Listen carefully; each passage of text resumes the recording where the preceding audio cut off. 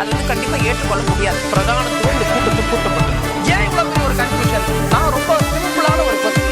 அவருக்கு வேற எந்த விதமான ரைட்ஸும் கிடையாது.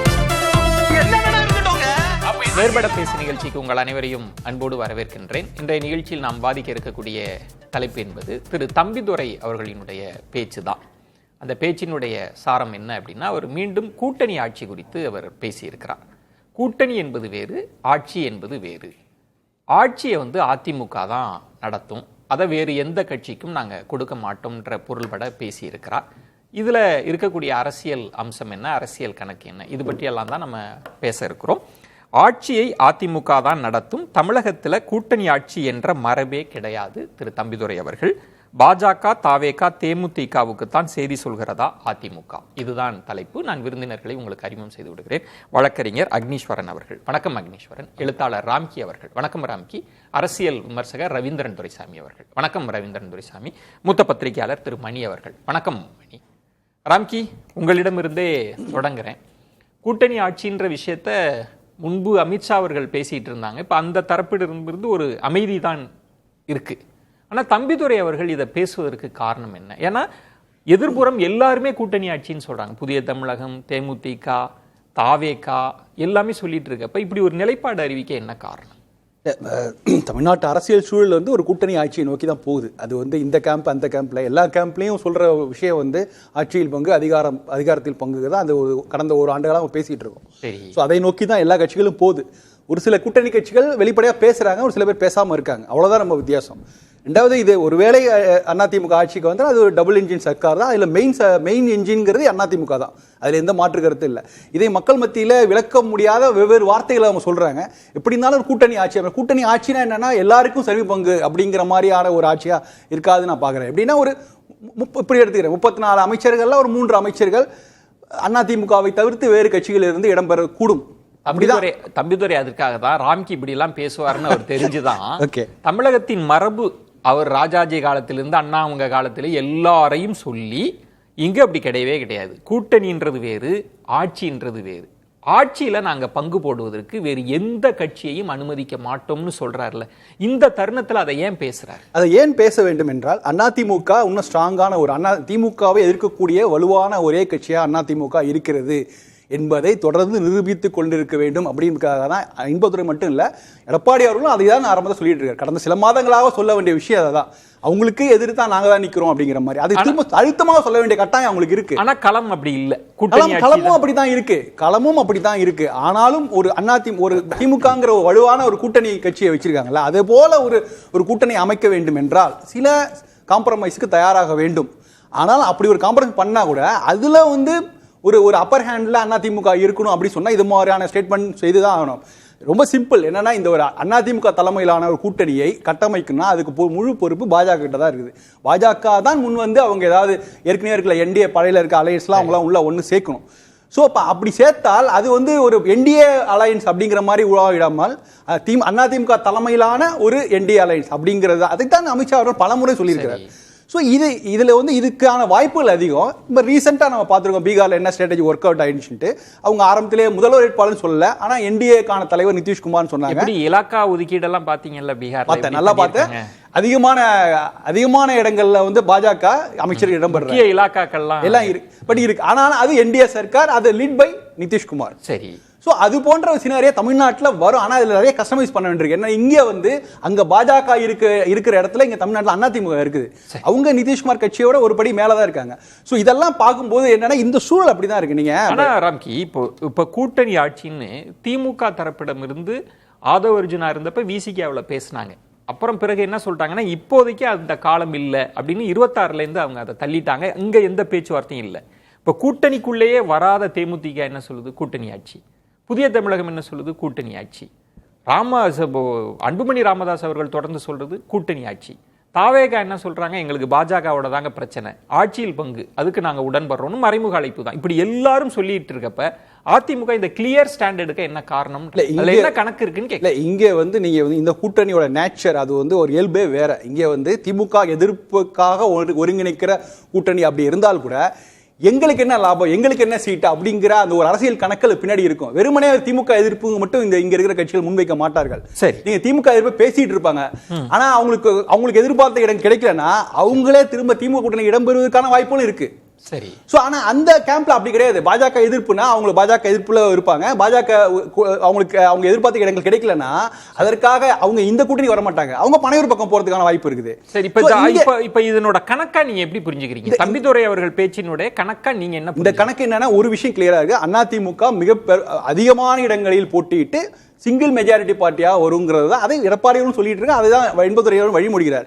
இது கிட்டத்தட்ட 2001 தேர்தல் முடிவுகளை ஒட்டி இருக்கு. அன்னைக்கு அதிமுக வரலாற்றே இல்லாம 140 இடங்கள் 141 இடங்கள் தான் போட்டியிட்டது. அதிமுக 132 இடங்களை வெற்றி பெற்றது. அன்னைக்கு இன்ஃபேக்ட் கலைஞர் ஆட்சி மேல ஒரு பெரிய அளவுக்கு ஆன்டி இன்கம்பன்ஸே கிடையாது. லா அண்ட் ஆர்டர் இஷ்யூஸ்ல இந்த கோவை குண்டு வெடிப்பது ஆரம்பிச்சு இது இருந்தது. ஆனா அதையெல்லாம் தாண்டி ஒரு நல்லாட்சியை தான் கலைஞர் அவர்கள் கொடுத்தார். அதையும் மீறி பெரிய அளவுல அதிமுக ஜெயலலிதா அவர்கள் மேல நிறைய சட்ட சிக்கல்ல இருந்து போட்டியிட முடியாத நிலைமையில இருக்கு. சிம்பிளா புரிஞ்சுக்கணும்னா சார், ராம்கி உங்களுக்கு தெரியாதுல்ல, கூட்டணி கணக்கு அவங்க பிரமாதமா போட்டாங்க. கூட்டணி கணக்கு அரித்மெட்டிக்ஸ் தானே. எதுக்கு சொல்றேன்னா 141 எதுக்கு நான் 2001 சொல்றேன்னா 141 இடங்களில் அதிமுக போட்டியிட்டால் கூட பெரும்பாலான இடங்களில் அதிமுக போட்டியிட வெல்லக்கூடிய இடம் தான். நீங்க சொல்றது நான் என்ன புரிஞ்சுக்கிறேன்னா, இது கூட்டணி அதெல்லாம் தாண்டி அது வரதுக்கு வாய்ப்பு இருக்கு. அதிக இடங்கள்ல நாங்க போட்டியிட போறோம். அதிக இடங்களில் போட்டியிடுவாங்க, அதிக இடங்களில் வெல்ல முடியும் அப்படிங்கிற அவங்க நம்பிக்கை தெரிவிக்கிறாங்க. திரு மணி, இப்போ தாவேகா ஒரு மறைமுக அழைப்பு தான். அது எங்களுக்கு பாஜக தான் பிரச்சனை, மற்ற கட்சி பிரச்சனை இல்லை. ஆனா அந்த அதிகாரத்தில் பங்குன்றதை அவங்க சொல்லிட்டே இருக்கிறாங்க. மற்ற எல்லா கட்சிகளும் கூட்டணி ஆட்சி அப்படின்னு அமித்ஷா அன்றைக்கு சொன்னது. அதுக்கப்புறம் நமக்கு கருத்து தெரியல. இதுல தம்பிதுரை அவர்களோட பேச்சை நீங்க எப்படி ரீட் பண்றீங்க? முதல்ல விஜயன், கூட்டணி ஆட்சின்றது ஒண்ணு கெட்ட வார்த்தை கிடையாது. அது ஒன்றும் கெட்ட வார்த்தை கிடையாது, தப்பான வார்த்தையும் கிடையாது. என்ன சொல்ல போனால் ஒரு முழுமையான ஜனநாயகம் ஒரு மாநிலத்தில் நாட்டில் இருக்குன்னா அது கூட்டணி ஆட்சியாக தான் இருக்கணும். நீங்கள் ஓட்டு கேட்கும்போது 900 கட்சியை சேர்த்துக்கிட்டு தான் போய் நீங்கள் ஓட்டு கேட்குறீங்க. எல்லாருமே எம்ஜிஆர்லேருந்து கலைஞர்லேருந்து ஜெயலலிதாலேருந்து எடப்பாடிலேருந்து ஸ்டாலின் வரைக்கும் மோடி உட்பட எல்லாருமே கூட்டணி கட்சிகளோட தான் போய் நீங்கள் ஓட்டு கேட்குறீங்க. தனியாக நின்று யாரும் கேட்கல. அதில் குறைஞ்சபட்சம் உங்களுக்கு கவர்மெண்ட் ஃபார்ம் பண்ணுறீங்கன்னா போட்டி போட்ட கட்சிகளுக்காக அமைச்சரவையில் இடம் கொடுக்க வேண்டும் என்பது என்னை பொறுத்தவரையில் ஒரு முழுமையடைந்த ஜனநாயகம், ரெப்ரஸன்டேட்டிவ் டெமோக்ரஸின்றது. அதனால் முதல்ல நம்ம தெரிந்து கொள்ள வேண்டியது, ஆட்சியில் பங்கு என்று கூட்டணி கட்சிகள் கேட்பது ஒன்றும் தவறானதோ அல்லது கெட்ட வார்த்தையோ கிடையாது. அதுதான் உச்சபட்ச ஜனநாயகம் நான் பார்க்குறேன். ஒன்று. ரெண்டாவது இப்போ நீங்கள் பார்த்தீங்கன்னா தம்பிதுரை அவர்களுடைய பேச்சு அவங்க கட்சியில் இருக்க மற்றவர்கள் பேச்சுக்கு முரண்பாடாக இருக்குது. சமீபத்தில் ஆர்பி உதயகுமார் விஜய்க்கு அழைப்பு விடும்போது பவன் கல்யாண் மாடல் வாங்கன்றாரு. எப்படி சொல்வார் அதை? இது என்ன பேச்சு இது? அது துணை முதல்வர் வரைக்கும் போய் பவன் கல்யாண் மாடல்னா என்னங்க? பவன் கல்யாண் மாடல்னா கூட்டணி ஆட்சி வெளிப்படையாக சொன்னது இது. அப்போ எல்லாம் அமைதியாக தானே இருந்தாங்க. உதயகுமார், ஆர்பி உதயகுமார் முன்னாள் அமைச்சர், தம்பித்துறை சீனியர் மோஸ்ட் லீடரு. இப்போ திடீர்னு 19 மரபு இல்லைன்னா மரபுகள் உடைக்கப்பட வேண்டும். அதனால தானே உங்கள் தலைவர்களுக்கு புரட்சி தலைவன் பேர். மரபுனா ஒன்றும் உடைக்கக்கூடாதுன்னு அவசியம் கிடையாதுல்ல. இதில் எதுவுமே தப்பு ரைட்டுன்னு எதுவும் கிடையாது. ஏன் இதை இப்போ அவர் சொல்கிறார்? ஏன் சொல்கிறாருன்னா அது பிஜேபிக்கான மெசேஜ். இன்னைக்கு அமைச்சரவை இலாக்காக்கள் ஒதுக்கீட்டில் பீகாரில் என்ன நடந்ததுன்னு கேள்விப்பட்டிருப்பீங்க. 20 ஆண்டுகளாக முதலமைச்சராகவும் உள்துறை இலாக்காவை கையில் வைத்திருந்த நிதிஷ்குமாரிடமிருந்து உள்துறை இலாக்கா பறிக்கப்பட்டிருக்கிறது. பீகாரில் இன்னைக்கு பிஜேபியை சார்ந்த அவருடைய பெயர் எனக்கு மறந்து விட்டது. அவர் தான் அங்கே இருக்கிறதுல senior most leader. Samrat Chowdhury அவர்களுக்கு உள்துறை இலாக்கா ஒதுக்கப்பட்டிருக்கிறது. எவ்வளோ பெரிய டெவலப்மெண்ட், பல்ல பிடிங்கிட்டாங்க. ஏன்னா மாநிலங்களில் கூட்டணி ஆட்சியில் உள்துறையை கையில் வைத்திருப்பதான் பிரதான கட்சிக்கான ஒரு அதிகாரத்தோட உச்சபட்சம் நம்ம சொல்லலாம். இப்போ பிஜேபியோட அதிமுக போதுன்னா ஒருவேளை இங்கே ஆட்சி மாற்றம் ஏற்பட்டால் நமக்கு தெரியாது. கண்டிப்பாக அது கூட்டணி ஆட்சியாகத்தான் இருக்கும். நான் அப்படி தான் நம்புகிறேன். அதிமுகவால் பிஜேபியை தடுக்க முடியாது. உங்கள் அமைச்சர்கள் பவன் கல்யாண் மாடல்லாம் பேசுகிறாங்கன்னு என்ன அர்த்தம்? ஆகவே தடுக்கவே தம்பித்துறை தன் கட்சிக்காரங்களுக்கு சொல்கிறாரு கூட்டணி ஆட்சிலாம் வராது அப்படின்னு, பிஜேபிக்கும் சேர்த்து சொல்கிறாரு. அவங்களே பேசிக்கிறாங்க. ஆட்சின்னா அதை நாங்க வேற எந்த கட்சிக்கும் விட்டு தர முடியாது. அந்த கட்டத்தை அவங்க தாண்டிட்டாங்க. எனக்கு தெரிந்து ஒருவேளை அவங்க ஒரு மெகா அலையன்ஸை ஃபார்ம் பண்ணி, ஏன்னா இந்த ஆண்டு 25 ஏப்ரல் 11 அவர்கள் அமித்ஷா அவர்கள் அதிமுக பாஜக கூட்டணி அறிவித்த பிறகு ஒரு கட்சி கூட அவங்க கிட்ட சேரலை. இன்னமும் இருந்தவங்களும் வெளியில போயிருக்காங்க. ஓபிஎஸ் போயிட்டாரு, டிடிவி போயிட்டாரு. வெளியில போய் டிமாண்ட் தான் வைக்கிறாங்க. ஆனால் யாருமே புதுசா உள்ள வரல. வருவதாக எதிர்பார்க்கப்பட்ட பாமகவும் 2ஆ பிளந்து கிடக்குது. ஸோ டேக் ஆஃப் இந்த அலையன்ஸ் ஆகலை. அப்படி தான் இன்றைக்கி இருக்குது. பட் வரும் நாட்களில் அது சரியாகலாம், நான் ஒத்துக்கிறேன். இப்போ ஜனவரி வாக்கில் கண்டிப்பாக அவங்க ஃபோக்கஸ்டாக வருவாங்க. ஏன்னா திமுகவுக்கு எதிரான ஒரு அலையன்ஸை கட்டுறதுல அவங்க அதிமுகவும் பிஜேபியும் அதிக கவனம் செலுத்துவாங்க. ஒரு மெகா அலையன்ஸ் ஏடிஎம்கே ஃபார்ம் பண்ணுறதுக்கு பிஜேபியோட சேர்த்து வாய்ப்பு இருக்குது, நான் மறுக்கவில்லை. ஆனால் இந்த மெசேஜ் இருக்குது பாருங்கள், இது வந்து அரசியல் பங்கு இல்லை, மரபு இல்லைன்றதெல்லாம் தங்களை தாங்களே அவர்கள் ஏமாற்றிக் கொள்கிறார்கள். இந்த முறை ஒருவேளை அதிமுக கூட்டணி வெற்றி பெற்று ஆட்சி அமைத்தால் நிச்சயமாக அது கூட்டணி ஆட்சியாகத்தான் இருக்கும், மெஜாரிட்டி இருந்தாலும் இல்லாட்டியும். பிஜேபி வந்து சொல்கிறதுனா ஆங்கிலத்தில் சொல்லலாம், they will extricate their pound of flesh. அதுக்கு அதிமுகவும் தயார், அதை வெளியில் சொல்ல மாட்டாங்க. உள்ளுக்குள்ள தயாராக தான் இருக்கு, கண்டிப்பாக தயாராக தான் இருப்பாங்க. ஏங்க ஒரு மந்திரி பவன் கல்யாண் மாடல்னு சொல்லும்போது ஜெயலலிதா பீரியடில் அந்த மாதிரி சொல்லியிருந்தா அது நடவடிக்கை எடுத்திருப்பாங்க. ஏன் எடப்பாடி பழனிசாமி அவரிடமிருந்து எதிர்வினை வரல? சாதாரண வார்த்தையா அது? ஏங்க எவ்வளோ பெரிய இஷ்யூங்க அது, கொள்கை முடிவுங்க அது. இப்போ கூட்டணி ஆட்சி இல்லை, எங்கள் ஆட்சி தான் சொல்றதுல எந்த விதமான புதுசும் இல்லை, ஆச்சரியம் இல்லை. ஏன்னா அது கன்சிஸ்டன்ட் ஸ்டாண்ட். ஆமா. ஆனால் அதுக்கு நேர் எதிராக ஒருத்தர் சொல்றாரு பவன் கல்யாண் மாடல்ன்றது எவ்வளவு பெரிய வார்த்தை, டெபுட்டி சிஎம் வரைக்கும் போகுது. அப்ப அது அமைதியா இருக்காரு எடப்பாடி பழனிசாமி எதிர்கட்சி தலைவர் அவர்கள், கட்சி முக்கியஸ்தர்கள். இன்னைக்கு பேசுற தம்பித்துறை அன்னைக்கு எங்க போயிருந்தாரு? ஒருவேளை தாவேகாவோடு ஆட்சி அதிகாரத்தை பகிர்ந்துக்கிறதுல எங்களுக்கு சிக்கல் இல்ல, பாஜகவோடு பகிர்ந்து கொண்டால் அது திமுகவுக்கு அட்வான்டேஜ் நினைப்பாங்களா? இருக்கலாம். ஆனா நீங்க அவங்க உங்களோட கூட்டணியில இருக்கும்போது இப்ப இந்த எலெக்ஷன்ல அதிமுக பாஜக கூட்டணி தொடரும், அது உடையறதுக்கு வாய்ப்பே இல்லை. ஆங்கிலத்தில் சொன்னா they have to swim together or sink together, அவ்வளவுதான். ஒன்னா நீந்தணும் இல்ல மூழ்கணும். அதனால இந்த மெசேஜ் அவர் பாஜக சொல்றாரு, தன்னைத்தானே தம்பித்துறை ஏமாற்றி கொண்டு கட்சிக்காரர்களையும் ஏமாற்றுகிறார். அப்படிதான் பாக்குறீங்க? அப்படிதான் நான் பாக்குறேன். ஏன் இதை வந்து இதுதாங்க எங்க ஸ்டாண்டு, எங்களை எல்லாம் வெளியில இருந்து மிரட்டெல்லாம் முடியாது, டிமாண்ட் எல்லாம் வைக்க முடியாது, உங்களுக்கு வேற ஆப்ஷன் கிடையாது, எங்கள்கிட்ட வரணும்னா இது அப்படின்னு நீங்க எடுத்துக்கலாம். ஏங்க நான் கேட்குறேங்க, பிப்ரவரி மாதம் எஸ்டிபிஐ மாநாட்டில் பேசக்கூடிய நம்முடைய எடப்பாடி பழனிசாமி அவர்கள் 26 31 36 41 46 வந்தா கூட பிஜேபியோட கூட்டணி இல்லை என்றார். 2 மாதத்துல அந்த ஸ்டாண்டு மாறி அவர் பிஜேபி அலையன்ஸ்க்கு போறார். அப்பயே உங்களோட நம்பகத்தன்மை போகுது, அப்பயே உங்களால் பிஜேபியோட அழுத்தத்தை தாங்க முடியல. பிஜேபியோட அழுத்தத்தை தாங்காமல் கூட்டணிக்கு போன நீங்கள், ஒருவேளை நீங்கள் வெற்றி பெற்றால், உங்கள் அணி வெற்றி பெற்றால், அப்போ எப்படி அந்த பிரஷரை தாங்குவீங்க? கூட்டணி ஆட்சி இல்லைன்ற பிரஷர் எப்படி, கூட்டணி ஆட்சி வேண்டும் என்ற பிஜேபியோட பிரஷர் எப்படி நீங்க தாங்குவீங்க? ஒருவேளை பெரும்பான்மைக்கான நம்பர்ஸ் இவங்கள்ட்ட இருந்தாலும் கூட நெருக்கடி இருக்குன்றீங்க? அப்சல்யூட்லி. நம்பர் இருந்தாலும் இல்லாட்டியும், ஒருவேளை மறுபடியும் சொல்லுகிறேன், ஒருவேளை நமக்கு தெரியாது என்ன நடக்க போகுதுன்னு. ஏன்னா அத கண்டிஷன் அப்ளை போட்டு கேவியட் தான் நான் சொல்றேன். ஒருவேளை ஆட்சி மாற்றம் ஏற்பட்டால், அதிமுக கூட்டணி வெற்றி பெற்றால், அதிமுகவுக்கு 118 இருந்தாலும் இல்லாவிட்டாலும் அது கூட்டணி ஆட்சியாக, பாஜகவை உள்ளடக்கிய கூட்டணி ஆட்சியாகத்தான் இருக்கும். அதற்கு அதிமுகவும் ஒப்புக்கொண்டு விட்டது அல்லது ஒப்புக்கொள்ளும் என்றுதான் நான் பார்க்கிறேன். அக்னீஸ்வரன் எப்படி இப்ப தம்பிதுரை அவர்கள் பேச்சை எடுத்துக்கிறதா, உதயகுமார் அவர்கள் பேச்சை எடுத்துக்கிறதா? இதில் கட்சியில் யார் பேச்சை எடுத்துக்கிறணும் அப்படின்றதில் புரட்சித் தலைவர் எம்ஜிஆரால் வளர்க்கப்பட்டவர், மறைந்த முன்னாள் பிரதமர் திரு ராஜீவ்காந்தி அவர்கள் தம்பித்துரை என்று சொல்ல மாட்டார், வாட் மிஸ்டர் தம்பி என்று தான் சொல்லுவார். ஆக அந்த அளவுக்கு பல்வேறு கட்சி தலைவர்களுடன் டெல்லியில் துணை சபாநாயகராகவும் இந்தியா முழுவதும் ஒரு பழுத்த அரசியல்வாதியாகத்தான் அந்த கட்சியினுடைய தொண்டர்களும் நானும் அப்படித்தான் பார்க்கிறேன். நீங்களும் ஒரு பழுத்த அரசியல்வாதியா எனக்கு புரிய வச்சுட்டீங்க. என்னோட பாயிண்ட் வந்து தம்பிதுரை கருத்தை தான் எடுத்துக்கணும்ன்றது. ஏன் சார் போயிட்டே இருக்கும்போது திடீர்னு சிக்னலை மாற்றி விடுறீங்க? ஆகவே அது உன்னிப்பாக பார்ப்பவர்களுக்காக சொல்லுகிறேன். இங்க வந்து அழகா மணி சார் வந்து சொன்னார், அதாவது தடைகளை உடை, எதற்கும் அஞ்சாதே அப்படின்றது மாதிரி மரபுகளை ஏன் மீறக்கூடாது அப்படிங்கிறார். ஆனால் தமிழ்நாட்டில் 52லிருந்து 67 வரைக்கும் இருந்தது கூட்டணி ஆட்சி இல்லைங்க. ஒரே ஒரு இதில் நடந்துச்சு 52ல் மாணிக்கவேல் நாயக்கர் அவர்களையும் ராமசாமி படையாட்சி அவர்களையும் பேரறிஞர் பெருந்தகை அண்ணா அவர்கள் ஆட்சி அமைப்பதற்கு முன்னாடியே பெருந்தலைவர் காமராஜர் அவங்களை சேர்த்து தான் நடந்துச்சு. ஆனால் இங்கே அது முக்கியம் இல்லை. திராவிட கட்சி ஆட்சி வந்ததற்கு பிறகு கூட்டணி ஆட்சி என்ற பேச்சுக்கு இதுவரைக்கும் இல்லை. பாயிண்ட் நீங்க சொன்னது அதை தான் தம்பிதுரையும் பேசுறார். ஒரே ஒரு வருஷத்தை தவிர 2006 தவிர 2006ல் 118 சட்டமன்ற உறுப்பினர்கள் இல்லாமலேயே முதுபெரும் தலைவர் கலைஞர் அவர்கள் ஆட்சியை நிறைவு செய்தார். எப்படின்னு சொல்லுங்க? கூட்டணி அமைச்சரவை இல்லாததுனால.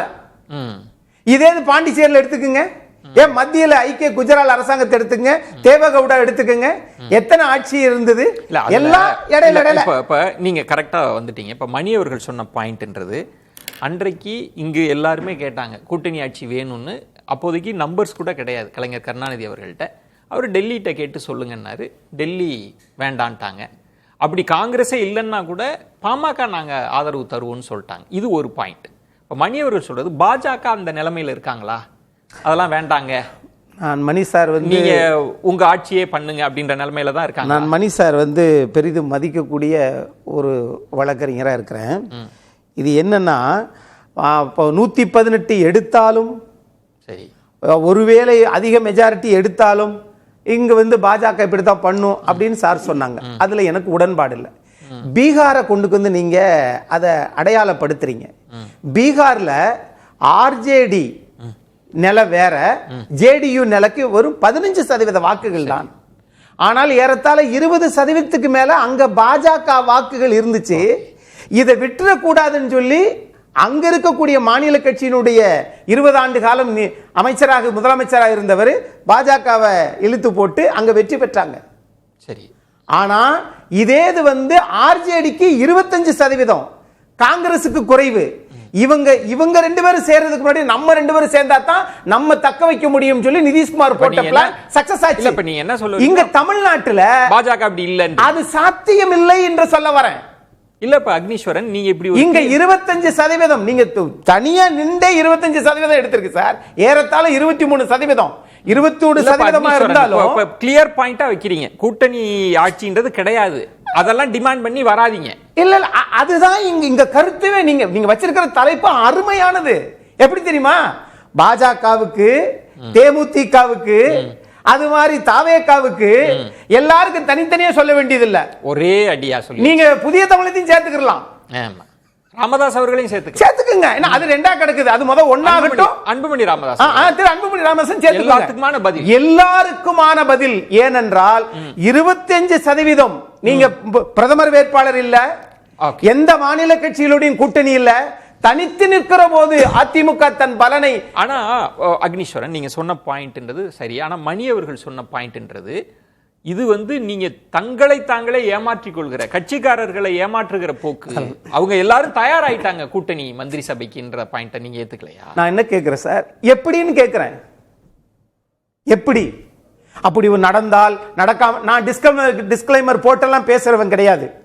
ஆனால் அது நடக்கட்டும், நடந்ததுக்கு பிறகு பாப்போம். பவன் கல்யாண் சொன்னப்ப அமைதியா, அவருக்கு எத்தனை சட்டமன்ற உறுப்பினர்?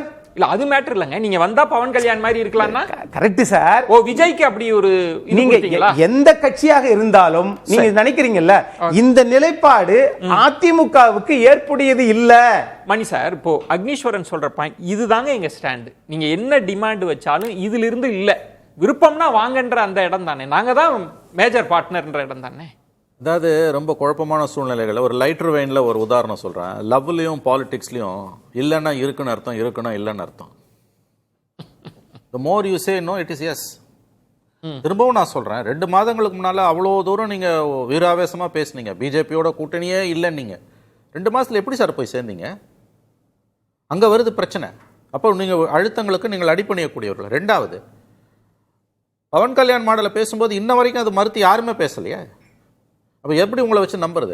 3வது, அருணாச்சல் பிரதேசில் 2016 அல்லது 17 என்று நினைக்கிறேன், ஒரே ஒரு உறுப்பினர் பிஜேபிக்கு. அங்கே இருக்க உள்ளூர் கட்சிக்கு 41 எம்எல்ஏஸ். அந்த 41 பேர் இருக்க கட்சி ஒரு உறுப்பினர் இருக்க பிஜேபியோட மெர்ஜ் பண்ணி அங்கே பிஜேபி கவர்மெண்ட் வந்தது.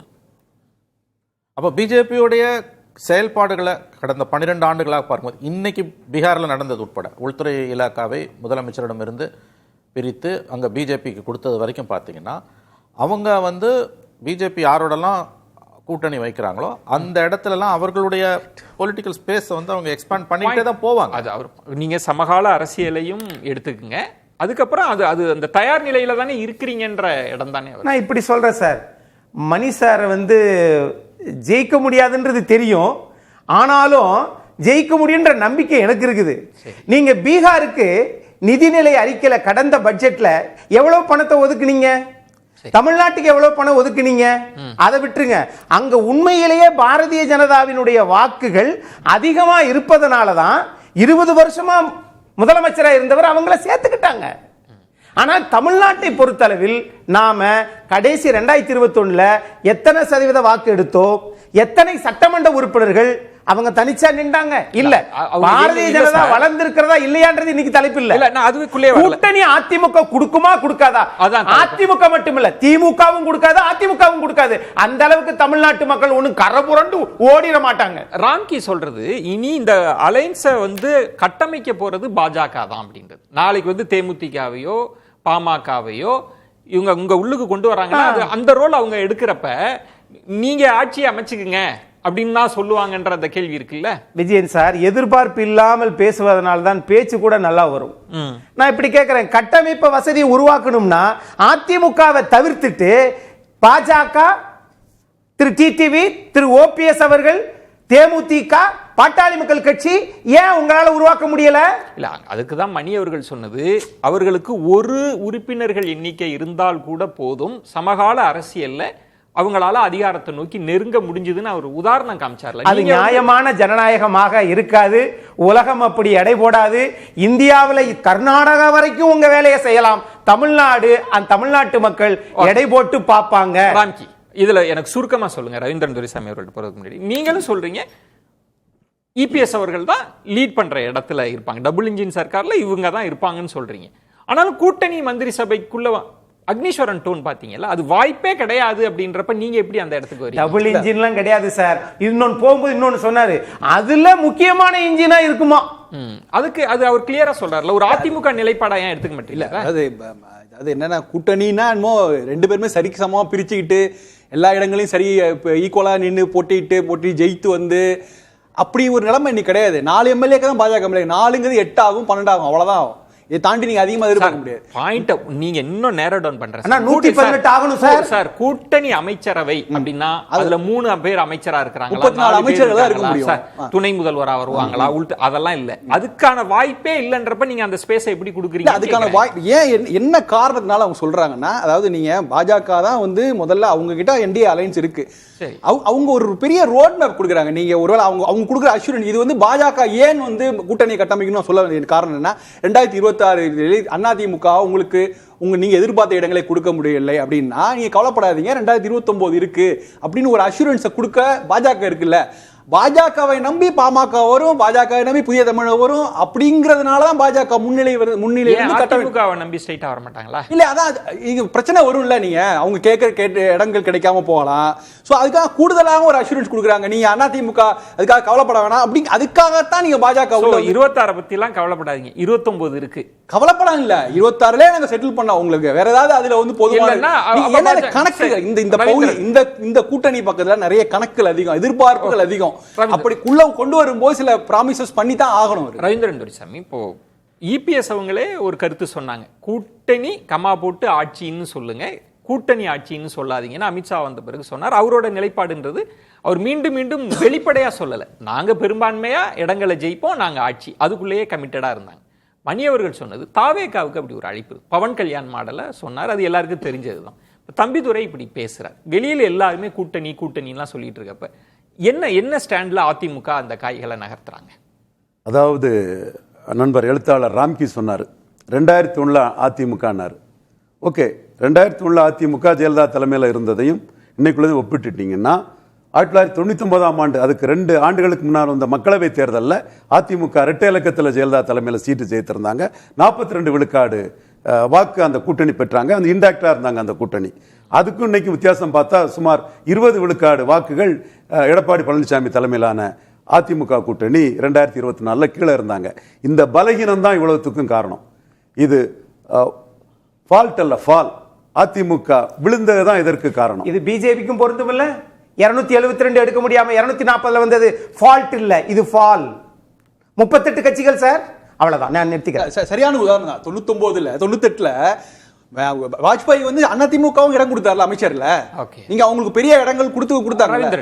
அது போல ஒரு சிச்சுவேஷன் திரும்ப மாறுது. நீங்க சொல்றது மாதிரி அது ஃபால்ட்டோ ஃபாலோ நீங்க எப்படி வேணாலும் பார்க்கலாம். இல்ல பாயிண்ட் என்னன்னா சார் மணியோட ஒரு கருத்து இல்ல, நீங்க சொல்றது மணி என்ன கருத்து சொல்றாருன்னா, மிரட்டலுக்கு எடப்பாடி பழனிசாமி பணிஞ்சாருங்கிற கருத்தை துணிக்கிற அளவுல நண்பர் பத்திரிகையாளர் மணி பேசினாரு.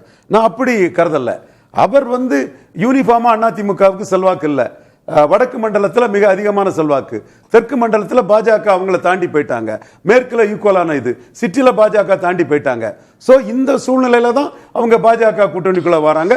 பாஜகவும் 2 ஸ்டெப் கீழே போயிட்டாங்க. தம்பி அக்னீஸ்வரன் சந்தோஷப்பட்டுக்கலாம். அமித்ஷாவும் எடப்பாடிட்ட ரொம்ப இறங்கி வந்துட்டாரு. இந்த இடத்துக்குள்ள அமித்ஷா கடைசியா என்ன சொன்னாருன்னா 18 வெர்சஸ் 23 சொன்னார். தேமுதிக இல்லைனாலும் கூட இங்க 18ல ஓபிஎஸ் டிடிவி இல்லைனாலும் கூட அவர் வந்து மேக்ரோவா 18 வெர்சஸ் 23 சொன்னார்னா பலத்தின் அடிப்படையில் ஒரு பங்கீட்ட பாஜக இப்ப எதிர்பார்க்காங்க. கழிஞ்ச முறை 2021ஆம் ஆண்டு எடுக்கும்போது அவங்க ஆர்கே நகர்ல நோட்டாக்கில போயிருந்தாங்க. 2.7 விழுக்காடு வாக்கு தான் இருந்தது. இல்ல நீங்க சொல்றதுல கூடுதலா திரு குருமூர்த்தி அவர்கள் அமித்ஷா சந்திப்புக்கு பிறகு கொடுத்த பேட்டியில் சொன்னாங்க, திரு பழனிசாமி அவர்கள் செய்த தப்பு பாஜகவை தனிச்சு போட்டியிட விட்டாங்க. கடந்த நாடாளுமன்ற தேர்தலில் அவங்க 18% ப்ரூவ் பண்ணிட்டாங்க. அந்த 18 கேட்பாங்க அப்படின்றத சொன்னாங்க. அந்த துணியில தான் நீங்க சொல்றீங்க அந்த 18க்கு தான் அவங்க கேட்பாங்க. பலத்தின் அடிப்படையில் சீட் ஷேரிங்கிறது அங்க பிரச்சனை. அதெல்லாம் நாளைக்கு யார் மன வலிமையோட இருக்கிறாங்க, யார் விழுறாங்கிறது நாளைக்கு தான் தெரிய வரும். இல்ல ஒருவேளை அதிமுக டிமாண்டுக்கு ஓகேங்க எங்களுக்கு கூட்டணி ஆட்சி வேண்டான்னு யாரும் சொல்லிட மாட்டாங்களா? நீங்க உங்க அணில வந்தா போதுன்ற நெருக்கடி. கூட்டணி ஆட்சிங்கிறதெல்லாம் வெறும் வார்த்தை, அது சோறு போடாது. எம்எல்ஏ டிக்கெட் எவ்வளவுங்கிறதா மேட்ரு. உங்களுக்கு எம்எல்ஏ டிக்கெட் எவ்வளவுங்கிறதா மேட்ரு. இன்னைக்கு வந்து அண்ணாமலை பெரிய சக்தி பாஜகவுக்குள்ள. இதே பிரதமர் மோடி அவர்கள் வந்து தூத்துக்குடி, கங்கை கொண்ட சோழபுரம் 2 இடத்துக்கு வரும்போது அண்ணாமலை பொருட்டா எடுக்கல. இத்தனைக்கும் அமித்ஷா மீட்டிங்ல அண்ணாமலை ஒரு பெரிய போல்ஸ் நிரூபிச்ச பிறகும் இன்னைக்கு அவரை போல்ஸா எடுக்கிறாருன்னா அவருக்கு கருத்துக்கு டெல்லி தலைமையில ஒரு வெயிட்டேஜ் இருக்குது. நீங்க ரொம்ப நாள் சொல்லிட்டு இருந்தது அண்ணாமலையை மோடி கைவிட மாட்டாருன்னு. கண்டிப்பா கோவையில நடந்த தன்னோட திட்டங்களை அண்ணாமலை மூலம் வச்சுதான் மோடி இங்க நிறைவேற்ற முடியும். ஏன்னா அவருக்கு இங்க ஒரு மதிப்பையும் அங்கீகாரத்தையும் ஏற்படுத்தி கொடுத்தது அண்ணாமலை தான். 11.4 விழுக்காடு வாக்குகளை எடுத்து கொடுத்தது, சீட் கன்வெர்ட் ஆகல. அந்த ஒரு நல்ல வாக்கு எடுத்து கொடுத்தது அண்ணாமலை தான். நீங்க சொல்றது 18 விழுக்காடுன்னு பாதின்னு கேட்டாலும் கூட மணி அவர்கள் சுட்டி காட்டியது கூட்டணி ஆட்சின்றது பொருட்டே இல்லைன்னு எப்படி சொல்ல முடியும்? அவர்கள் ஒருவர் இருந்தால் கூட அதிகாரத்தை நோக்கி நகரக்கூடியவர்கள் 18%க்கு சீட்டு வாங்கிட்டு கூட்டணி ஆட்சி எல்லாம் வேண்டாம்னு சொல்லிடுவாங்கன்றீங்களா? அது அடுத்த கட்டம். முதல்ல வந்து சீட் ஷேரிங் தான். சீட் ஷேரிங்லயும் எடப்பாடி ரஃப் அண்ட் டஃபா இருப்பாரு. அவரே நம்ம குறைச்சி மதிப்பிடல. கடந்த காலங்கள் வந்து அவர் ஒரு ஜெயலலிதாவோட டஃப் ஆர்கன் நிரூபிச்சவர் தான். இப்ப என்ன பிரச்சனைனா அவரையும் சேர்த்து கோழை நாய்கள் களத்தை விட்டு ஓடிட்டாங்கன்னு சொல்லக்கூடிய அங்கீகரிக்கப்பட்ட கட்சி சொல்லக்கூடிய அளவுக்கு அவரோட நிலைமை இருக்குங்கிறதா இப்ப பிரச்சனை. இதை பாஜக பயன்படுத்துவாங்க. எந்த அளவுக்கு பயன்படுத்துவாங்க? எனக்கு ஒரு வார்த்தை காதுல சரியா விழல. அது நான் சொன்ன வார்த்தை இல்லங்க, ஒரு அங்கீகரிக்கப்பட்ட அரசியல் கட்சி. ஒரே ஒரு ரவீந்திரன் துரைசாமி அவர் அங்கீகரிக்கப்பட்ட தலைவராக இருந்தாலும் அவர் பேசியது தவறுனா இந்த அரங்கத்தில் அதை தவிர்த்து ஓகே, அதை நம்ம மேற்கோள் காட்டக்கூடாது. ஒரு அசிங்கமான வார்த்தை இங்க தவிர்த்தலாம். சிவிங்கி, பன்றி, சிங்கம், அது ஒரு மிருகத்தோட பேர். அதோட தப்பா இல்ல. வேண்டாம். அது காவலுக்கும் உங்களுக்கு அழகில்ல, கடந்துருங்க. சோ அந்த இடத்துக்குள்ள ஆர்கே நகர்ல நோட்டா கீழே போன பாஜக இல்ல. இப்போ 11.4:20 லெவல்ல இருக்கக்கூடிய பாஜக. இதுதான் இவங்க பிரச்சனை ஆகுது. இந்த இடத்தை வந்து ஏற்றுக்கிறதுக்கு தம்பிதுரைக்கு மனசு இல்லை. அவரு தம்பி அக்னீஸ்வரன் சொல்றது மாதிரி கடந்த காலத்து அதிமுக ஆளு, எம்ஜிஆர் காலத்து ஆளு, சீனியர் லீடர். அவரோட கருத்துக்கு ஆர்வி உதயகுமார் கருத்தோட அக்னீஸ்வரன் சொல்ற மாதிரி வெயிட்டேஜ் உண்டு. நீங்க சொல்ல வர்றது வந்து இது இடங்களுக்கான சண்டை தான். கண்டிப்பா இடங்களுக்கான சண்டையே தான். இதுல ஆர்வி உதயகுமார் சொன்னாருன்னா ஆர்வி உதயகுமார் வந்து அவர் டெஸ்பரேட்டா இருக்கிறாரு. அவர் வந்து அவர் பகுதியில் அதிமுக அணிக்கு தேமுதிக தேவைன்னு பிரேமலதா மேயரை பாக்குறாங்க. அவரு இன்னைக்கும் கூட அவர் வந்து பவன் கல்யாணம் ஒப்பிட்டா கூட அந்த ஒப்பீடு தவறு. பவன் கல்யாணம் வந்து 2014ஆம் ஆண்டு பிரச்சாரம் பண்ணாரு. 2019ஆம் ஆண்டு 7 விழுக்காடு வாக்கு எடுத்தாரு. விஜய் அன்டெஸ்டட் நாட் ப்ரூவ்ட் தான். அன்டெஸ்டடுக்கு தான் அவங்க பவன் கல்யாணம் அது கூட அதை கூட ஓவர் கம் பண்ணி அவர் சொல்றாருன்னு சொன்னா அவர் டெஸ்பரேட்டா இருக்கிறாரு. இவர் ராஜ்யசபா உறுப்பினரா இருக்கிறாரு, மூத்த அதிமுக தலைவர். நீங்க சொல்வது வந்து இடங்களுக்கான ஒரு போட்டி இருக்கு, நம்ம அதிகமா வாங்குறோமா இல்லையான்னு. அதுல அதிமுக விடாது அப்படின்னு சொல்ல வரீங்களா? இல்ல பாஜக விட்டு தர மாட்டாங்கன்னு டஃப் பார்கெனிங் இருக்கும். பாஜக இதுவரை விழுந்தாங்க. இப்பவும் பாஜகவில் உள்ள மாநில தலைவர்கள், முக்கிய தலைவர்கள் தங்களுக்கு ஒரு சீட்டு கிடைச்சா போதுங்கிற லெவல்ல தான் இருக்கிறாங்க. ஆனா டெல்லி தலைமை அண்ணாமலைக்கு கருத்தை மதிக்கிறாங்க. அதனாலதான் தூத்துக்குடியில மதிக்கப்படாத அண்ணாமலை கோயம்புத்தூர்ல பெரிய அளவு மதிக்கப்பட்டிருக்கிறாரு. கோயம்புத்தூர் விஷயமே இயற்கை விவசாயம் எல்லாம் போச்சு. அண்ணாமலை மோடி மதிச்சதான் ஹைலைட் இந்தியா ஃபுல்லா. சரி, அது அப்படின்னா என்ன? அண்ணாமலை வாய்ஸ் நீ தொடர்ந்து ஒலிக்கணும். பிஆர் பாண்டியன் அதை விட பெரிய ஹைலைட்டா போயிட்டாரு. இல்ல இப்ப நீங்க அண்ணாமலைக்கு கருத்துக்கு ஒரு வேல்யூ இருக்கும். அவர் பலத்தின் அடிப்படையில் சீட்டு வேணும்னு கேட்கிறாரு. ரெண்டு ரெட்டலைக்கு ஒரு தாமரைங்கிறதான் பிஎம்ஓக்கு அவர் கொடுத்தது. அரசியல்ல காட்சிகளா பார்க்கிறப்ப அது சில பொருள்களை உணர்த்தும். மூத்த பத்திரிகையாளரா தெரியும். சில இடங்கள்ல வந்து பிரதமர் பார்க்க கூட இல்லைன்ற செய்திகள்லாம் இருந்தது. அண்ணாமலைக்கு கிடைக்கிற கூடுதல் முக்கியத்துவமும், அண்ணாமலை தொடர்ந்து சொல்றாருல எங்களுக்கு 18% நாங்க விட்டுட்டுலாம் போக வரல, அதை நோக்கி நகர்றாங்களா இல்ல உண்மையான குறின்றது அவங்களுக்கு கூட்டணி ஆட்சி தானா? உண்மையான குறி கூட்டணி ஆட்சி தான். சரி, அண்ணாமலை அவர்களுக்கு பிரதமர் கொடுத்த முக்கியத்துவம் ஆச்சரியமானது. ஏன்னா நடுப்புற அவர் சற்றே வந்து ஒதுங்கி இருந்தால் அது ஓரங்கட்டப்பட்டிருந்தார். இன்னைக்கு வந்து உங்கள் தலைவர் வந்து நம்முடைய நயினார் நாகேந்திரன், ஆனால் ஊடக வெளிச்சத்தில் அண்ணாமலை அவர்கள் தான் இருக்கார். அது அண்ணாமலை அவர்கள் தலைவராக இருக்கும்போது வேறு யாரும் பிஜேபியில் வந்து மீடியா லைம் லைட்டில் வரத்துக்கு அவர் அலோவ் பண்ணல.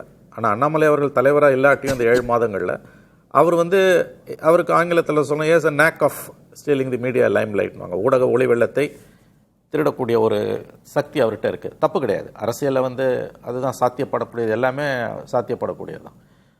அது ஒரு பக்கம். பிரைம் மினிஸ்டரே வந்து பிரதமர் அவர்களே வந்து அண்ணாமலையோட பேசினாருன்றதெல்லாம் அவர் 18% அது அப்படின்னு சொல்லும் பொழுது வந்து கூடுதல் இடங்களை பெறுவது தான் வந்து பிஜேபியோட எண்ணம். ஞாபகம் வச்சுக்கோங்க, நீங்கள் அவங்க 5 சீட்டு வாங்கி ஒரு மந்திரி ஆகிறதுக்கு கூட வாய்ப்பு இருக்குது. ஒரே ஒரு ரெப்ரசன்டேஷன் பிஜேபிக்கு கேபினெட்ல கிடைச்சதுனால அதோட விளைவுகள் பாரதூரமானவை. நம்பர்ஸ் முக்கியம் இல்ல, நம்பர்ஸ் முக்கியம் இல்ல, அதிகாரத்துக்குள்ள போகணும். அது தமிழ்நாட்டில் வந்து கடந்த 3 முறை இந்தியாவில் மிகப்பெரிய வெற்றியை அடைந்த மோடி அவர்கள் பிஜேபி 3வது தடவை மட்டும் ஃபாலிங் ஷார்ட், அவ்வளவுதான். அது கூட ஒன்றும் எனக்கு தெரிஞ்ச பெரிய தோல்வி நான் ஒத்துக்க மாட்டேன். ஏன்னா 36% ஓட்டு வாங்கியிருக்காங்க. ஆனால் 3 முறையும் தமிழகத்தில் வந்து அவர்கள் படுதோல்வியை தழுவினார்கள். அந்த இடத்துல வந்து உங்களுக்கு ஒருவேளை ஆட்சி மாற்றம் ஏற்பட்டால் அதில் வந்து 4 எம்எல்ஏ இருந்தால் கூட அவர்களுக்கு ஒரு அமைச்சரவை பதவி கிடைக்கும். ஒரே ஒரு ரெப்ரசன்டேஷன் போதும். அது ஏற்படுத்தக்கூடிய விளைவுகள் என்பது வேற. குவாலிட்டேட்டிவா தான் நம்ம பார்க்கணும், குவான்டிடேட்டிவா அல்ல. ரவீந்திரன் சாமி அவர்களுடைய இலக்குன்றது இது தேர்தல்ன்றது முடிவுகள் சார்ந்தது. முடிவு எப்படி வேண்டுமானாலும் இருக்கலாம். நம்ம பேசுவது அதற்கு முன்பு இருக்கிற வியூகங்களை. நீங்க ஏன் எண்ணிக்கையை பெருசா சொல்லிட்டே இருக்கிறீங்க? இல்ல, எண்ணிக்கை பெருசானா முடிவு அவங்க நினைக்கலையா? மணியோட பாயிண்ட் ஆஃப் வியூ 2026 அசம்பிளி சென்ட்ரிக்கா பேசுறாரு. அது கரெக்ட் தான். அந்த ஒரு பாயிண்ட் ஆஃப் வியூ நான் அதை அக்செப்ட் பண்றேன். ஆனால் பிஜேபியோட பாயிண்ட் ஆஃப் வியூ என்ன இருக்கும்னா 24 எடப்பாடி பழனிசாமி டிச் பண்ணிட்டு போனது மாதிரி 29 எடப்பாடி பழனிசாமி கலத்தி விட்டுறக்கூடாதுங்கிறதான் அவங்களுக்கு என்ன ஓட்டம் இருக்கும். அதற்கு வந்து பலத்துக்குரிய இடத்தை அவங்க பெற்றாங்கன்னா அது அவங்களுக்கு சேஃப்கார்ட் பண்ணும். ஏன்னா காங்கிரஸ் இங்க வந்து நீங்க சொல்றதனுடைய மறைபொருள் 26ன்றது ஓகே தான், பட் அவ்வளவு முக்கியமும் இல்லை. 29 தான் முக்கியம், மோடிக்கு அதான் முக்கியம். ஏன்னா 2021 99% மக்கள் வந்து 21 முக்கியமாக வச்சுதான் சொன்னாங்க. நான் வந்து மோடிஜி பொறுத்தளவுல காங்கிரஸ் தான் எதிர்ப்பாளருங்கிற தவிர காங்கிரஸ் இன்க்ளூசிவ் அலையன்ஸ்ல இருக்கக்கூடிய டிஎம்கே தான் எதிர்ப்பாளருங்கிற கருத்தை முன் வச்சேன். இன்னைக்கும் அவங்களுக்கு வந்து திமுகவை அகற்றணுங்கிறத விட காங்கிரஸ் இன்க்ளூசிவ் அலையன்ஸ்ல இருக்கக்கூடிய டிஎம்கே தான் அவங்களுக்கு எதிரி. இதுதான் யதார்த்த உண்மை. டெல்லி அரசியல் இதுதான். இப்ப இந்த பாயிண்ட்டை நம்ம உடைச்சு பேசணும்னா பாஜகவினுடைய பெரிய திட்டம்ன்றதுல வந்து எங்களுக்கான வாக்கு வங்கியை உயர்த்துவது, இங்க தமிழகத்துல பாஜகவை வளர்ப்பது, 29க்கு அதுக்கான பேர வலிமையை கூட்டுவது தான். அப்படிதான் அவங்க திட்டமிடல். அதனாலதான் இந்த 18 மேல நிக்கிறாங்கன்றத அதையும் அதிமுக தான் டிசைட் பண்ணுமா? 18லாம் நீங்க கேட்க முடியாதுன்றதையும் அதிமுக தான் டிசைட் பண்ணுமா? அதாவது சார், ஒரே ஒரு வீடு வச்சிருக்கிறவங்க அந்த வீட்டை காலி பண்ணுனா எங்க போவாங்க? உங்களுக்கு 28 வீடுகள் இருக்கிறது. ஆனால் தமிழ்நாட்டில் திமுக அதிமுக 100 ஆண்டுகளை வளர்ந்து வந்த இந்த கட்சியை இல்ல இது பலவீனமா இருக்கு, இதை நம்ம இது பண்ணி கூட்டணி வச்சு காலி பண்ணி விட்டுறலாம் அப்படிலாம் இங்க மக்கள் அனுமதிப்பாங்களான்னு எனக்கு தெரியல. அனுமதிச்சாலும் ஆச்சரியப்படுவதற்கில்லை அப்படின்றத உங்களுடைய திட்டங்களின் மூலம். ஏன் மதுரைக்கும் கோவைக்கும் மெட்ரோ ரயில் ரத்து செய்யப்பட்டது? நிதிநிலை அறிக்கையில் ஏன் ரயில்வேக்கு நிறைய பணம் கொடுக்கல? ஏன் இந்தியா முழுவதும் நீட்டு விளக்கு இருக்கும், தமிழ்நாட்டிற்குன்னா உங்களுக்கு நீட்டு விளக்கு தானப்பா, கேட்டுட்டு போப்பா. அதே தமிழ்நாடு மாண்புமிகு முதலமைச்சர் திரு மு.க. ஸ்டாலின் அவர்கள் சட்டமன்றத்தில் 50 வருஷத்துக்கு முன்னாடி கொடுத்ததை திமுக திரும்ப தீர்மானம் போடுதல. ஆகா, இது நல்ல வாய்ப்பு, பாஜகவுக்கு இதை தக்க வச்சுக்கிறோம். உனக்கு இதுதானே, நம்ம தமிழ்நாட்டுக்காரர் தானே திரு ஜெய்சங்கர்.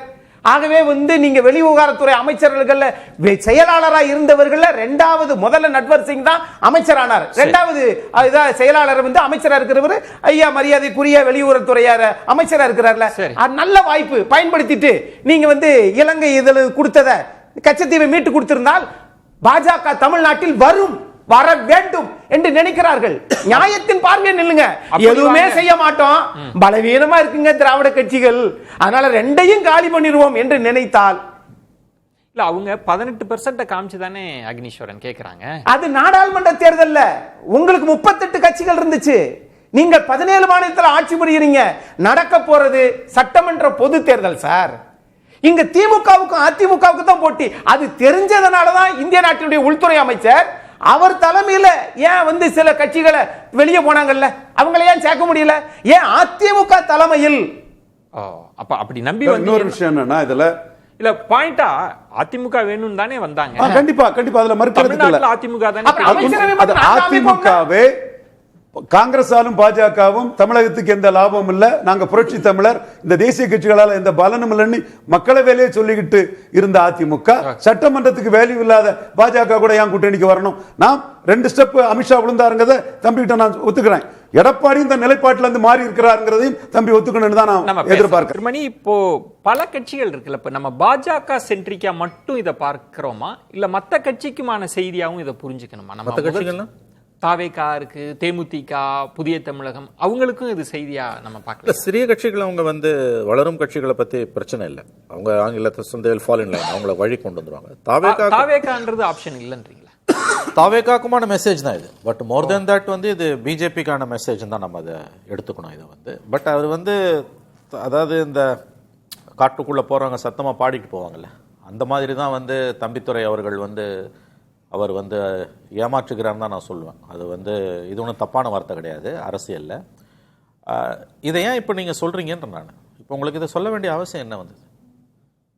ஏற்கனவே உங்கள் தலைவர் சொல்லிட்டார், எடப்பாடியார் சொல்லிட்டார், கூட்டணி என்பது வேறு, கூட்டணி ஆட்சி என்பது ஒரு விதத்தில் அது கரெக்ட். இப்போ நீங்கள் யூபிஏ 1ல் பார்த்தீங்கன்னா லெஃப்ட் பார்ட்டிஸ் யூபிஏக்குள்ளே தான் இருந்தாங்க. பட் கவர்மெண்ட்டில் அவங்க பார்ட்டிசிபேட் பண்ணல. கவர்மெண்ட்டில் இல்லாமல் சில பார்ட்டிஸ் யூபிஏல இருந்தாங்க, இடதுசாரிகள் உட்பட. ஆனால் அது கூட்டணி அரசுன்னு தான் நம்ம சொல்லிட்டு இருந்தோம். நம்ம அவர் சொல்கிறது ஃபேக்சுவலாக கரெக்டாக கூட இருக்கலாம். நடைமுறையில் என்ன வரும் உங்களுக்கு என்ன சொன்னாங்கன்னாலும் நான் சொல்கிறது ஒருவேளை ஆட்சி மாற்றம் ஏற்பட்டதுன்னா கண்டிப்பாக அவர்கள் அது அவங்களுக்கு பிஜேபிக்கு கேபினெட்டில் ஒரு ரெப்ரசன்டேஷன் இருக்கும். ஒரு மந்திரி இருந்தாங்க, ஒரு மந்திரியாவது அவங்க என்ஷூர் பண்ணுவாங்க. முள்ள தான் அந்த ஒட்டகம் டென்ட்டுக்குள்ளே தலையை விடுற கதை தான் அது. முள்ள தான் வருவாங்க. அவங்களுக்கு ஒரு கேம் பிளான் இருக்குது. சரியா? இப்போ பாருங்கள், இன்றைக்கி பீகாரில் நடந்தது பாருங்கள், எவ்வளோ பெரிய விஷயம். 43 எம்எல்ஏ வச்சுக்கிட்டு நிதிஷ்குமார் 5 ஆண்டுகள் முதலமைச்சராக இருந்தார். 73 பிஜேபி எம்எல்ஏஸ் ஆதரவு கொடுத்தாங்க உள்ளே இருந்து. ஆனால் அப்போ கூட ஹோம் டிபார்ட்மெண்ட் எடுக்கல. இன்றைக்கி எடுத்திருக்காங்க. இன்றைக்கி இன்ஃபேக்ட் இந்த ரிசல்ட்டில் கிட்டத்தட்ட டபுள் ஆயிருக்கு ஜேடியோட ஷேர். பிஜேபிக்கும் அவங்களுக்கும் 5 சீட்டு தான் வித்தியாசம். பட் ஸ்டில் எதை எடுக்கணுமோ அதை எடுக்கிறாங்க அவங்க. அப்போ அந்த ஒரு கேம் பிளான் அவங்களுக்கு இருக்குது. இது தொண்டர்களுக்கும் ஒரு மெசேஜ் கொடுக்குறாரு, அதிமுக தொண்டர்களுக்கும். தாவேகாக்குமான மெசேஜ் தான் இது. பட் மோர் தென் தட் இது பிஜேபிக்கான மெசேஜ் தான் இது. ரவீந்திரன் துரைசாமி, இப்போ 2 விஷயமா இருக்கலாம். இப்போ ரொம்ப சீரியஸா பீகார் அவங்க பார்க்குறாங்க, மேற்கு வங்கத்தை பார்க்குறாங்கன்னா வெற்றி வாய்ப்புகள் அதிகம்னு பார்த்து அங்கு கூட்டணி ஆட்சின்ற வியூகத்தை நகர்த்துறது வேறு. தமிழ்நாட்டை உண்மையில் தங்களுக்கு வெற்றி வாய்ப்பு இருக்குன்னு அணுகிறாங்களா, இல்லை வாக்கு வங்கியை உயர்த்தினா போதும்னு அணுகிறாங்களா? எப்படி பார்க்குறீங்க? பீகாரை பொறுத்தளவில் போல்ட் புழுந்த புழுங்கிற மாதிரி எதிர்பாராத விதமாக முஸ்லீம்களை நம்பி தொடர்ந்து நம்ம தோத்துக்கிட்டு தான் இருக்கிறோம். அதனால பிஜேபிட்டு ஒரு ஆஃபரை நம்ம எடுப்போம்னு தேஜஸ்வி எடுத்துட்டாருன்னா இவர் நிதிஷுக்கு வேலையே இல்லாத அளவுக்கு ஒரு ஆட்சி பாஜகவால் அமைக்க முடியும். அதுக்காக முயற்சி பண்ணல. 12 எம்பி இருக்குது. இது ஒரு கோகரண்டா வெற்றி பெற்ற ஒரு அணி தொடர்ந்து போயிட்டு இருக்குதுங்க போது இதுவரை பீகாரில் இருந்தது ஆர்ஜேடிக்கும் பாஜகவுக்கும் இடையில நிதிஷ்குமார் டிசைடிங் ஃபேக்டர். இப்போ நிதிஷ்குமாருக்கும் ஆர்ஜேடிக்கும் இடையில பிஜேபி நினைச்சா நம்ம தொடர்ந்து தோத்துட்டு இருக்கோமே, நம்மளும் அதிகாரத்தில் வர்றதுக்கு ஏன் நிதிஷ்குமார் மாதிரி அதை கெட்ட மைந்தர்களுக்கு தான் எல்லாம் கிடைக்கணும் போது நம்மளும் அந்த இடத்துக்குள்ள மத சார்பின்லாம் போட்டு ஏன் அதிகாரத்தில் வராமல் இருக்கணும், நமக்கும் ஏதாவது அதிகாரம் கிடைக்கும்னு தேஜஸ்வி நாமளும் அடிப்போமே ஒரு பல்டி அதை சொல்லிடுங்க. அந்த முடிவெடுத்தா பாஜக அப்பர் ஹேண்ட்ல இருக்கும். இதுதான் யதார்த்தம். இந்த யதார்த்தத்தை நிதிஷ்குமார் அக்செப்ட் பண்ணிட்டு தான் போகணும். இங்க தமிழ்நாட்டை எப்படி அது பாராளுமன்றத்திலே ஸ்வீப் பண்ண இடம். சரி, இங்க தமிழ்நாட்டில் பாராளுமன்றத்தில் எதிரணி தான் ஸ்வீப் பண்ணாங்க. சரி, ஸோ இங்க மோடியை பொறுத்தளவுல அவரோட கன்சர்ன் 2019 சரி 24 சரி கூட்டணியா 40 தனியா 9-10 ஒண்ணுமே செல்வாக்கு இல்லாத ஒரு காங்கிரஸ் வருதுங்கிறதான் மோடிக்கு கன்சர்ன். இப்போ அமித்ஷாவோட வீகம் ஒரு டைப்பா போனாலும் ஃபைனலா பாஜகவோட நிலைப்பாடு 29 மையமா வச்சுதான் இருக்குங்கிறது என்னோட பார்வை. 26 மையமா வச்சு இருக்குன்னு நண்பர் மணிக்க பார்வை. 29ன்றது அப்ப எண்ணிக்கையில கராரா இருப்பாங்க, விட்டு அதுதான் என்னோட பார்வையா போகுது. ஒருவேளை தம்பிதுரையும் அதை மனசுல வச்சுதான் நாங்க அதிக எண்ணிக்கையில எல்லாம் நீங்க நினைக்கிற மாதிரி கொடுக்க மாட்டோம்னு சொல்ல வராரா? கண்டிப்பா அவங்க பிரேஃபேஸ் காட்டுறாங்க. அவங்க தம்பி அக்னீஸ்வரன் சொல்லக்கூடிய பாராளுமன்றம் வேற சட்டமன்றம் வேறங்கிற அந்த இதுக்குள்ளதான் அவங்க நிற்பாங்க. இவங்க அதுல உள்ள சேஞ்சஸ் இருக்குது. நீங்க பாராளுமன்றத்திலே ஏரியா வைஸ் பலகீனப்பட்டிருக்கீங்கங்கிறதெல்லாம் இவங்க ஆர்கியூ பண்ணுவாங்க. அக்னீஸ்வரன் இப்போ அந்த பாயிண்ட்ல அண்ணாமலை அவர்கள் டெல்லியில போய் மோடி அவர்களை சந்திச்சுட்டு வந்து கொடுத்த பேட்டியில இது பலவீனப்பட்டிருக்கு இந்த கட்சி, இந்த கட்சியின் தன்மைன்றது வந்து அது 2 சமூக கட்சியா அப்படின்னு அவர் பயன்படுத்தின வார்த்தை. தமிழகம் முழுவதும் பரவலா அவங்களுக்கு வாக்கு சதவீதம் இல்லை, மினிமமா ஒரு இடத்துல கூட இருக்கு குறைச்சிருக்கு, இதுதான் தன்மை, அதனால நான் டீடைல் ரிப்போர்ட் கொடுத்தேன்னு சொல்றேன். அந்த புள்ளியை தொட்டாங்கன்னா அவங்க 18% தானே நிற்பாங்க. எங்களுக்கு 18% ஷேரை கொடுங்க, உங்களுக்கு 21% ஷேர்னா ஆட்டோமேட்டிக்காவே அது கூட்டணி ஆட்சி தன்மையும் அதுக்குள்ள தானே இருக்கும். நீங்க இடத்த கொடுத்தாலே அதுதானே அதனோட அர்த்தம். அடுத்தவங்க கெட்டவங்கன்னு சொல்றது இருக்கட்டும், நீங்க நல்லவங்களான்ற கேள்வியை நம்ம கேட்டுக்கிட்டே இருக்கணும்ல. நீங்க எதை வச்சு நீங்க இது பண்ண போறீங்க? ஒன்று, பீகார் தேர்தலையும் தமிழ்நாட்டு தேர்தலையும் தயவு செய்து ஒப்பிடவே முடியாது, ஒப்பிடவும் கூடாது. அது வடபுலத்து அரசியல் வேற, தென்னகத்து அரசியல் வேற. 2, இந்த 2026 சட்டமன்ற பொது தேர்தலில் பாரதிய ஜனதா அதிமுகவுடன் அணுகுமுறை சற்று இலகுவாகத்தான் இருக்க வேண்டும் என்பது மக்களுடைய எதிர்பார்ப்பு. ஆனா 2020 பாயிண்ட் என்னன்னா, நீங்க கட்டமைப்பு விஷயம்லாம் சொன்னீங்க. திரு மணி சொன்ன ரொம்ப நுணுக்கமான பாயிண்ட், அதிகாரத்தை நெருங்குதல்ன்ற ஒரு இடம் இருக்குல்ல, பாஜக கடைபிடிக்கிற உத்தி இருக்குல்ல, அதுக்கு வடக்கு தெற்கு வடமேற்கெல்லாம் கிடையாது, இந்தியா முழுவதும் ஒரே ஃபார்முலா தான். நான் விஜயன் சாருக்கு மணி சாருக்கு சேர்த்தே சொல்றேன், அப்ப தனியா நின்றுட்டு போயிருங்க, முடிஞ்சு போச்சு. நீங்க தான் பலத்தை, நீங்கள் ஒரு சட்டமன்ற உறுப்பினர் வந்தாலும் அங்கு நாங்கள் ஆட்சி அமைப்போம் அல்லது ஆட்சி அதிகாரத்தை இருப்போம் சொல்றீங்கல்ல, அப்ப தனியா நின்றுங்க, பலம் தெரிஞ்சிட போது. அதுக்கும் நிக்க மாட்டோம், நிக்கிறவங்களோடையும் சேர்ந்துக்குருவோம். எங்கள் கூடுதலாகவும் நாங்கள் தான் அதிகாரத்தை செலுத்துவோம் என்றால் இது ஜனநாயகத்தை பிழிந்து சக்கையை மட்டும் வெளியிலே போடக்கூடிய ஒன்றை தமிழக மக்கள் ஏற்பாங்களான்னு தெரியல. அவர் சொல்றது நம்ம தமிழ்நாட்டு அரசியல்னு பேசுறப்ப நீங்க ஏடிஎம்கேவோட, அதுவும் இல்லாம திரு எடப்பாடி பழனிசாமி தான் திரும்ப திரும்ப சொன்ன பாயிண்ட் 24 வேறு 26 வேறு, நாடாளுமன்ற தேர்தலை ஒப்பிடவே கூடாதுன்னு மீண்டும் மீண்டும் சொன்னது பழனிசாமி அவர்கள் தான். ரவீந்திரன் துரைசாமி நீங்க 24 எப்படி அளவுகோலா வச்சு அவர்கிட்ட பேசவே முடியாது இல்ல, அவர் அதை எடுக்க கூடாதுன்றாரு டேட்டாவை. இல்ல அந்த இதைத்தானே அமித்ஷா பேசிட்டு போயிருக்காரு ஹோம் மினிஸ்ட்ரி, அதுக்கு அவர் ரிட்டாலியேட் பண்ணலையே. பட் டாக்கிங் டேபிளில் வரும்போது ஒவ்வொருத்தரையும் பயன்படுத்தி சக்சஸ்ஃபுல்லாக தன்னோட எண்ணத்தை நிறைவேற்றக்கூடிய கெப்பாசிட்டி உள்ளவர் தான் எடப்பாடி பழனிசாமி. அவரை எதிர்கொள்ளதுக்கு அண்ணாமலையால தான் முடியும். அதனால தான் அந்த டீடைல் ரிப்போர்ட்டை எடப்பாடி இன்னொரு புது கதாபாத்திரமாக திரு அண்ணாமலை அவர்கள் கொண்டு வர்றார் ரவீந்திரன் துரைசாமி. கிட்டத்தட்ட அண்ணாமலை அவர்கள் மோடி கொண்டு வந்திருக்கிறார், அதை சுட்டி காட்டார். அவர் குரல் வருதுனாலே 18% தான், அதை நீங்க விட முடியாதுன்ற இடம் ஒண்ணு. அதுதான், அதாவது நீங்க அதை வந்து இடங்களை 18% காட்டி இடங்களை கேட்பது அதெல்லாம் ஒரு பக்கம் இருக்கட்டும். பாஜக வளர்ந்துருக்குது, 4 சீட்டு 4 எம்எல்ஏ இருக்காங்க, அடுத்த கட்டத்தை நோக்கி போவாங்க. பட் இதுல கூட்டணி வச்சு நீங்க எப்படியோ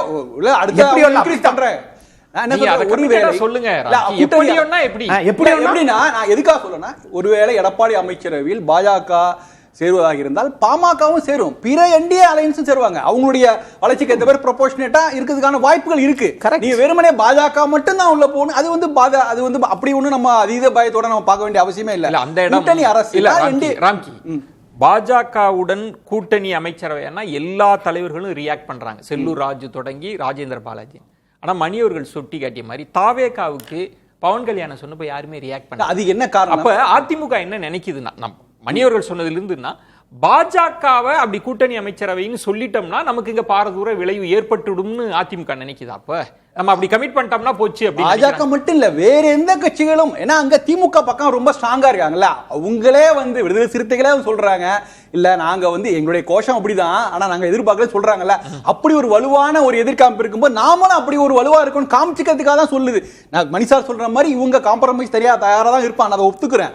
ஆனா பாஜக உள்ளவர் அதே நேரத்தில் பாமகவோ புதிய தமிழகமோ வேற எந்த கட்சியிலும் உள்ள வருவாங்க. பர்செப்ஷன் பேட்டில்ன்றது கிட்டத்தட்ட இன்னும் ஒரு 3 மாசத்துக்கு இருக்கலாம். அதுக்கப்புறம் எல்லாரும் டேபிளுக்கு வந்துடணும். இல்ல இது அங்க என்ன அததான் மணி அவர்கள் கேக்குறாங்க. அரசியல் விளையாட்டுல வந்து பாத்தீங்கன்னா வின்னர் ரன்னர் 2 பேரும் கடைசியா 3ஆவதா ஓடி வரவங்களுக்கு ஆறுதல் பரிசு கூட கிடைக்க மாட்டேங்குது.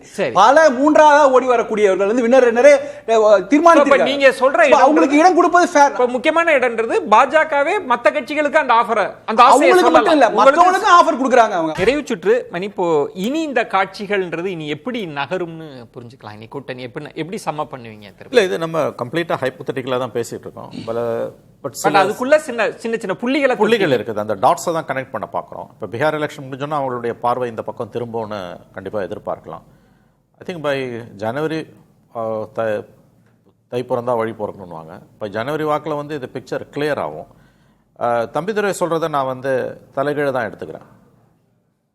ராம்கி நீங்க எப்படி பாக்குறீங்க? அது பிஜேபி அவசரப்படாதுன்னு தான் நினைக்கிறேன். ஏன்னா அவங்களுக்கு தென்னிந்தியாவில் சந்திரபாபு நாயுடு போல இன்னொரு எடப்பாடி அவர்கள் தேவைப்படுது. எப்போதுமே கிரீன் லைட் உடனே விடாது, ரெட்டு வந்து எல்லோ ஆகி கிரீன் ஆகும். ஸோ அதனால வந்து அவசரப்பட்டு அப்பர் ஹேண்ட் எடுக்க மாட்டாங்க. கொஞ்சம் அவங்களுக்கு ஒரு சந்திரபாபு நாயுடு எடப்பாடி போன்றவர்கள்லாம் வச்சுட்டு அதுக்கப்புறம் தான் அவங்களுடைய பிளான் வேணா 10 இயர்ஸ்க்கு அப்புறம் இருக்கலாம். இப்போ பிஜேபி அமைச்சர் இடம்பெற்றுனா பிஜேபி மட்டும் இருக்காது, மற்ற அலையன்ஸும் சேர்த்து தான் உள்ள அழைச்சிட்டு போவாங்கன்னு தான் நான் பார்க்குறேன். ரவீந்திரன் பாமக ஒரு முக்கியமான பிளேயர். அவங்கள பொறுத்தளவில் எடப்பாடி கிட்ட பவர் பாலிட்டிக்ஸ் பண்ணுறாங்க. எப்படி பண்ணுறாங்கன்னா கலைஞரோட இந்தியாவில் தான் இருந்தாங்க. இப்போ அவங்க 10.5 அல்லது 15 அவங்களோட அந்த ஒதுக்கீடு இதை மையமாக வச்சு எங்களால் தனிச்சு போட்டிட்டு நிற்க முடியும், நாங்கள் தனிச்சு போட்டிட்டு அவங்களுக்கு பெரிய சிக்கலுங்கிற அந்த ஒரு த்ரெட் பெர்செப்ஷனை கொடுத்து அதிக சீட்டுக்கு அவங்க பார்கெயின் பண்ணுவாங்க. தேமுதிகவும் டிஎம்கே ஆப்ஷனா எடுத்துக்கிட்டு அதிமுக பார்கெயின் பண்றாங்க.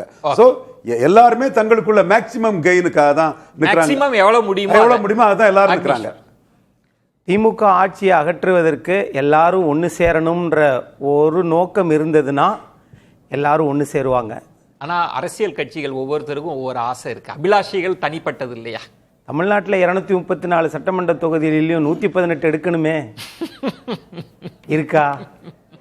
முடியுமா?